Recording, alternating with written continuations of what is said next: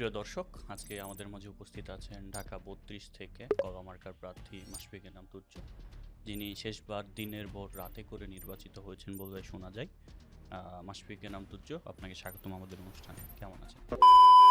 তো শেষবার আপনি প্রমিস করেছিলেন যে আপনি হচ্ছে বেকারত্বর হার কমাবেন, সেটা নিয়ে কি? আপনার ছোট ভাই তো শেষ সময় ধরা পড়েছিল ড্রাগস অ্যান্ড গাঞ্জা। তখন ধরা পড়ছে পাস্ট ইজ পাস্ট। আপনার পাস্ট আছে না, আপনার রেক্স আছে না? জি, আমরা পার্সোনাল ব্যাপারে না যাই। ভাই তো আপনার রেক্সে আপনি কি করেন, আপনি ভুলতে পারছেন? এবার যদি আপনি নির্বাচিত হন আবার রাতের ভোট দিনে করে, এবার আপনি কি কি করবেন জনগণের জন্য? প্লাসে প্লাসে তো প্লাসই, আগের বার করে নিয়ে এখন করুন। মানে আপনি কিছুই করবেন না জনগণের জন্য? করতে আইছি দিকে তা আপনাকে ভোট কেন দিবে জনগণ? 5 তলা বাড়ি বানাবো। গুন্ডাবাজি 200 করতে টাকা পারেন দিছিল না। কালকে। আমি কেন এই টাকা দিব? লোক, পকেটে আমি পকেটে কেন ছাড় দাও। টাকা দিব? আমি তো সরকারি ট্যাক্স দেই। পকেট সার্চ দাও। আপনি গুন্ডাবাজি করতে না, পারেন না এইভাবে। এদিকে, আপনি এভাবে এদিকে গুন্ডাবাজি কেন করতে পারেন না। এই ওরা ধরো। প্রোডাকশনের লোকে আছে। ওই আহো না কেন? এটা গুন্ডাবাজি, ওরা আপনি এভাবে ধরে নাও। গুন্ডাবাজি করতে পারেন না। তো আপনি এইভাবে গুন্ডাবাজি ধরে করতে- নাও যাও। এইভাবে গুন্ডাবাজি করতে পারেন না আপনি। আরে আপনি ধরে একটা নাও, আপনি ধরে এলাকায় নাও। এলাকা আপনি আমি একটা নাগরিক, দেশের নাগরিক, নির্বাচন করুন, নেতাকে কোনো ধরনের ভোট দিবেন না। ওই সর। ওই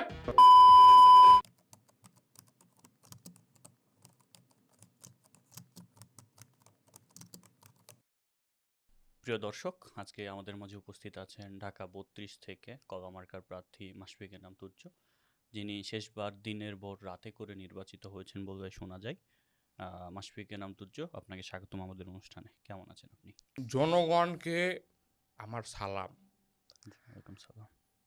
রাতের ভোট দিনে বা দিনের ভোট রাতে আমরা যখন কথা বলি, জি। আমাদের একটা কথা সব সময় মনে রাখা উচিত। হুম।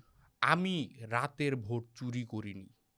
জনগণ আমাকে রাতে এসে ভোট দিয়ে গিয়েছে। জনগণ আপনাকে রাতে এসে ভোট দিয়ে গিয়েছে? হ্যাঁ, জনগণ ব্যালট পেপার পেল কই? জনগণ আমার থেকে নিছে। মানে আপনি নিজে ব্যালট পেপার হচ্ছে আপনার কাছে রেখেছিলেন, কিন্তু ব্যালট পেপার তো নিয়ম অনুযায়ী আপনার কাছে থাকার কথা না। এটা তো নির্বাচন আরে কমিশনের বুকা, কাছে থাকার- ফটোকপি করছি না। ও, তো এখন দেখো, এত ব্যালট পেপার যদি সরকার ছাপায়, হুম। সরকার গরিব হয়ে যাবো না? তো তাহলে আমাকে তো জনগণ হিসেবে তোমার তো একটা দায়িত্ব বোধ বলতে কিছু আছে, তাই না? নাইলে আমরা দিকে বইছি কে? আমার দায়িত্ববোধ কি রাতের ভোট, মানে আমার ভোট, মানে রাতে আপনাকে গিয়ে ভোট দেওয়া? তো তুমি কষ্ট করে যাইবা কে? এটা তো আমার অধিকার যে আমি দিনের বেলা আমার নিজের প্রার্থীকে ভোট দিব। আমি তোমার লিগা প্রার্থী হইছি কে? তোমার কষ্ট কমানোর লিগা। আপনার অপোনেন্টও তো আছে, আমি তো চাইলে তাকে ভোট দিতে পারবো। তো ওটা আমি দেবো। তো শেষবার আপনি প্রমিস করেছিলেন যে আপনি হচ্ছে বেকারত্বর হার কমাবেন, সেটা নিয়ে কি? তো কমছে না? মানুষ বেকারত্ব মরছে না? তো মানুষ মরছে, বেকারত্ব তো কমছে। এইভাবে বেকারত্বের হার তো কমানোর কথা ছিল না। আপনি যুবকদের জন্য চাকরির সন্ধান করবেন, ওখানে হচ্ছে যে জব ক্রিয়েট করবেন, এগুলো আপনি তো ইশতেহারে কত মানুষ বলেছিলেন। মরছে না? তোমার তো হাসপাতালে একটু যাইতে হইব। তুমি দেখো উন্নয়ন কেমন হইতেছে। হাসপাতালে যাও, খবর টবর লও। হাসপাতালের কথা বলতে মনে পড়লো, আপনি শেষ সময়ে লাস্ট আপনার টাইমে আপনি হসপিটাল করেছেন একটা, যেটা হচ্ছে যে ৩ মাসের মধ্যে রং উঠে গেছে অনেকগুলোর, হচ্ছে যে আপনার ডক্টর ঠিক মতো নাই, এবং হচ্ছে যে আপনার যে খাবারের টেন্ডার, সেটাও আপনি আপনার ছোট ভাইয়ের টেন্ডার যে কোম্পানি আছে তাকে দিয়েছেন। কোনো তোমার কিছু তো তো ঠিক মতো বুঝতে চলছে হইব, না। এই যে রং উঠছে, জি। রঙের দোকানের তো ইনকাম দরকার। নাইলে রঙের দোকান দেয়া লাভ কি? আমি যদি খালি হাসপাতাল বানাই, জি। আর এই যে এদিকে যদি বালু সিমেন্ট রেগুলারলি না লাগে, হুম। তাইলে তো হাসপাতাল বানায়, তাইলে ওগো কোনো লাভই হইলো না। আমার কর্মসংস্থান করতে হবে না, আমি নেতা না। তো কিন্তু আপনি শেষ সময় এটাও বলেছিলেন যে আপনি এলাকায় স্কুল করবেন এবং শিক্ষার হার বাড়াবেন, কিন্তু আমরা দেখেছি এই আপনার সময়ে শিক্ষার হার বাড়ার বাদ দিয়ে হচ্ছে যে মাদকের সাম্রাজ্য বেড়েছে, মাদকাসক্তি মানুষের সংখ্যা বেড়েছে। এটা নিয়ে কি বলবেন? তুমি গাঞ্জা খাওয়ার পরে কিন্তু বুদ্ধিটা খুলে, গাঞ্জা খাওয়ার আগে কিন্তু তোমার বুদ্ধিটা খুলে না। তো তখন তো মানুষ সুস্থ থাকে না, অসুস্থ হয়ে যায়। না না, ওইটা তো পরে।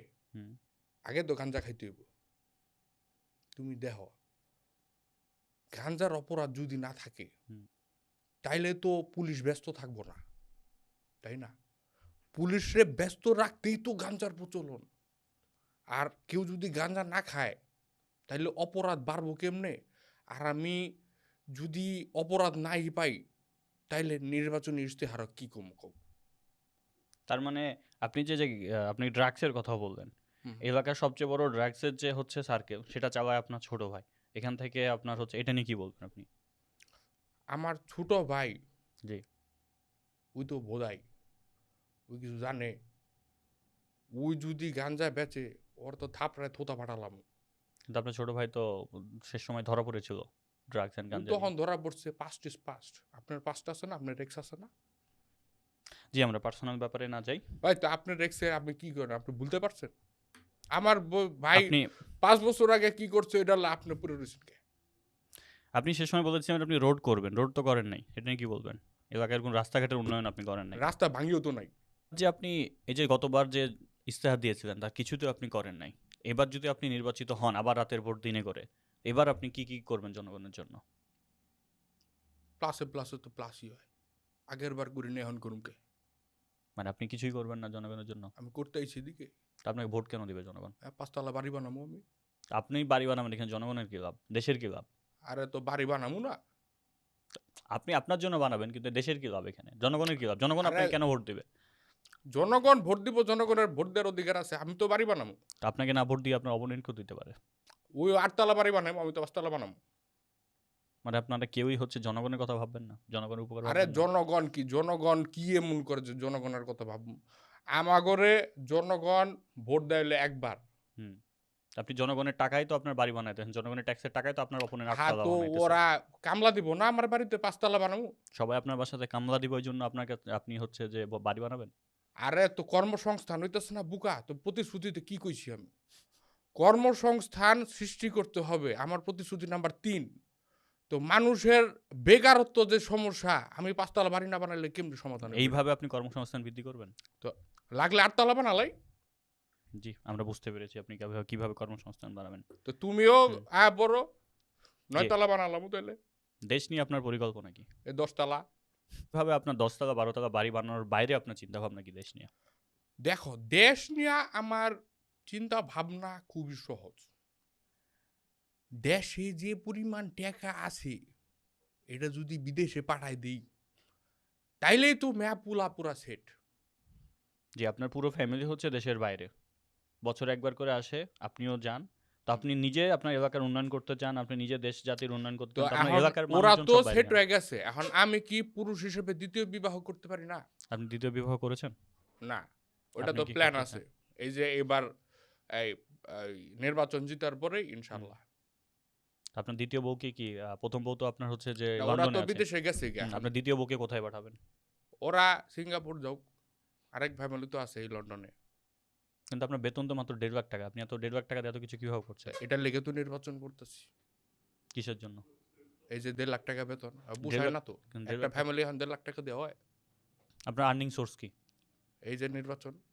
নির্বাচনের মাধ্যমে কিভাবে আর্নিং আহা হবে? বুগা 10 তলা বাড়ি বানাবো না, ভাড়া উঠবো না? আপনার আর্নিং সোর্স আর কি কি? আমার আর কি আর্নিং সোর্স থাকবো? আমার 10 তলা বাড়ি আমি বানাবো নির্বাচনটা জিতলেই। এখন 2 তলা আছে, হুম। 5 তলা পর্যন্ত করার ইচ্ছা আছে। অপোনেন্ট যদি জিতে জায়গা তাহলে তো 10 তলা হইব না। আর কর্মসংস্থান সৃষ্টি করতে হইব তোমাকে লিগা, তোমরা তো বেকার। আপনি হলফনামাতে দিয়েছেন আপনার আয় হচ্ছে বছরে 17 লাখ টাকা, কিন্তু আপনার বাড়ির দামই হচ্ছে 30 কোটি টাকা, ডুপ্লেক্স যে বাড়ির দাম। আপনার একটা 5 স্টার হোটেল দিয়েছেন, আপনার সেই সাথে হচ্ছে সিনেমা হল যেটা আপনার এলাকায় হচ্ছে সেটারও মালিক আপনি। তারপর হচ্ছে যে আপনার ব্যাংক, রিসেন্টলি একটা ব্যাংক করেছেন। এই যে আপনার আয় তো দেওয়া 17 লাখ টাকা, তো এত টাকা কই থেকে পান আপনি? এগুলো কার সম্পত্তি? এটা তো সরকারের সম্পত্তি। তা আপনি আপনার মালিকানা কেন? না, এটা আমি মরার পরে দান করে যাবো কাকে দান করবেন? সরকারে। কিন্তু এটা তো জনগণের সম্পত্তি, আপনি এখন ভোগ করছেন, এটার অধিকার তো আপনার নাই। তো জনগণের সম্পদ জনগণ ট্যাক্স দিব না? জনগণ ট্যাক্স দিয়ে কি আপনার সম্পত্তি বাড়াবে? ওর নিজের উপকার কি হচ্ছে? তো আমার প্রার্থী নির্বাচিত করবো না আমার? আমি 10 তলা বাড়ি বানাবো না? বুঝেছি। যে নারী ক্ষমতায়ন নিয়ে আপনার দল কি ভাবছে? নারী ক্ষমতায়ন নিয়ে আমরা অনেক কিছু ভাবছি। নারী ক্ষমতায়ন হলো আমার ফেভারিট টপিক। জি, বলেন। এখন নারীকে সবসময় মাথায় তুলে রাখতে হবে, এটাই আমার ইচ্ছা। কিভাবে? মাথায় তুলে রাখতে হবে, নারীকে আপনি কি প্রিন্সেস বাইরে ট্রিটমেন্ট নারীকে দিতে আপনি হবে। কি বাইরে কাজ করতে দিবেন না? নারীদের কর্মসংস্থান সৃষ্টি করবেন আপনার দল? করবো না কেন? নারী অবশ্যই বাইরে কাজ করবে, ঘরে কাজ করবে, কিন্তু সবার আগে পুরুষের মাথায় উঠে বসে থাকবে। নারীকে সবসময় প্রিন্সেস ট্রিটমেন্ট দিতে হবে, এটাই আমাদের মূলধারার ইচ্ছা, আর কিছু না। জি, বুঝেছি। কেন আপনি আপনার প্রিন্সেস ট্রিটমেন্ট দিবেন না? আপনার ইচ্ছা কি? জি, অবশ্যই, নারীকে অবশ্যই। আপনি হুম। শিকলাবদ্ধ রাখতে চান? না, না, অবশ্যই না। তা আপনি কি করতে চান? জি, পার্সোনাল নারীকে অবশ্যই মাথায় তুলে রাখতে হবে। আর তার উপরে এখন একটা আমার নির্বাচনের একটা আছে যে আমি নির্বাচিত হইলে স্বর্ণর প্রথা বাদ দিয়ে দিমু। ২.৫ লাখ টাকা ভরি স্বর্ণ এটা বহুত কষ্ট হয়ে যায়। আমি নেতা হইছি তো কি হইছে? আপনি আমারে কইতে পারেন আমার ৩০ কোটি টাকার বাড়ি আছে। কিন্তু এটা তো ৩০ কোটি টাকা দিয়ে আপনি ২.৫ লাখ টাকা দিয়ে ভাগ দেন।